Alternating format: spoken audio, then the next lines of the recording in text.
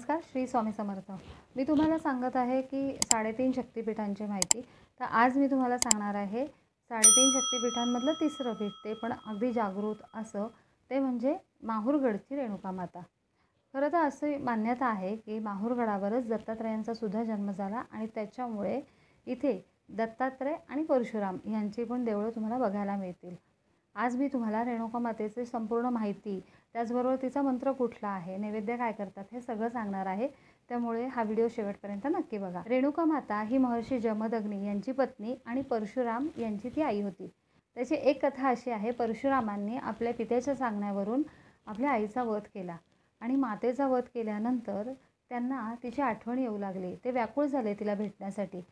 शोकाकुल असतानाच तिथे एक आकाशवाणी झाली की तुला तुझ्या मातेचं दर्शन होईल, पण तू मागे वळून बघू नकोस। मागे वळून बघू नकोस म्हटल्यानंतर सुद्धा परशुरामांना आपल्या आईला भेटायची उत्सुकता होती आणि त्याच्यामुळे त्यांनी मागे वळून बघितलं आणि मागे वळल्यानंतर रेणुका मातेचा फक्त चेहराच वर आला होता आणि त्याच्यामुळे परशुरामांना मातेच्या फक्त चेहऱ्याचंच दर्शन झालं आणि त्याच्यामुळे माहूरगडावर जर तुम्ही कधी गेलात तर तिथे रेणुका मातेचा फक्त चेहरा पूजला जातो। तर अशी ही रेणुका मातेची कथा आहे। माहूरगडाला पूर्वी मातापूर असं नाव होतं।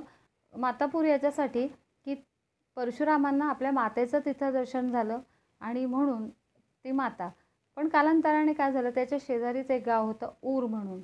कालांतराने त्याचं नाव अपभ्रंश होता माऊर झालं आणि त्याचाही अपभ्रंश होता आपल्याला आता जे माहिती आहे ते माहूर हे नाव तिथं प्रसिद्ध झालं। माहूरच्या देवीचा तांदळा आहे, तर तो तांदळा तिथं पूजला जातो।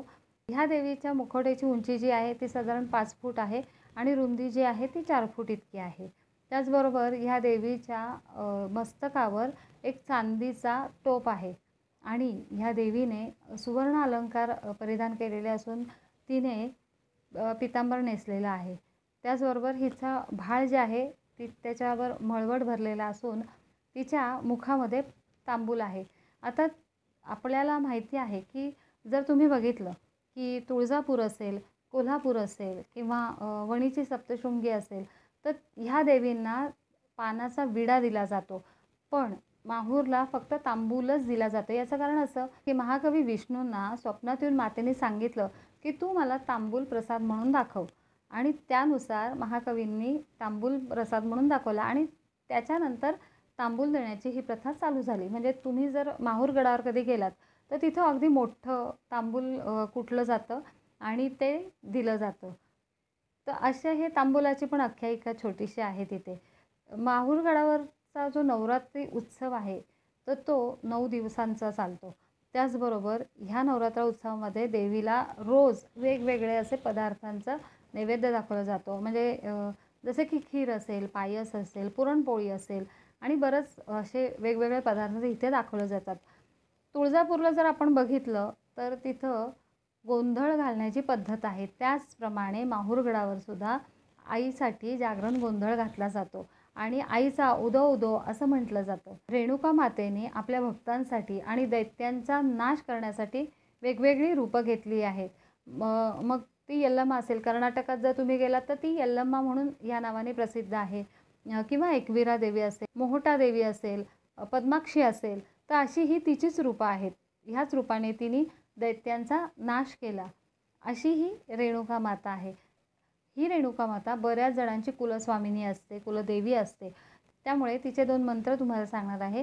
तर त्यापैकी कुठलाही एक मंत्र म्हणून तुम्ही आपल्या रोज देवीची उपासना करू शकता। मग पहिला मंत्र असा आहे, ओम श्री रेणुका देवे नमः। दुसरा मंत्र असा आहे, ओम रेणुकायै विद्महे मातृरूपाय धीमहि तन्नो देवी प्रचोदयात। तर ह्या 2 मंत्रापैकी कुठलाही एक मंत्र म्हणून तुम्ही आईची उपासना करू शकता। आपली कुलदेवी कुठलीही असू देत, पण आपल्या कुलदेवीच्या मंत्राची रोज एक माळ ही आपली झालीच पाहिजे। त्यामुळे ह्या नवरात्रात तर तुम्ही देवीचा मंत्र कराच, पण नवरात्रानंतरही आपल्या देवीचा मंत्र तुम्ही करू शकता। चला तर मग आजचा विषय मी इथंच थांबवते, परत भेटू। तोपर्यंत धन्यवाद। स्वामी ओम। या चॅनलवर जर कोणी नवीन असेल तर चॅनलला लाईक, शेअर, सबस्क्राईब नक्की करा। तोपर्यंत स्वामी ओम।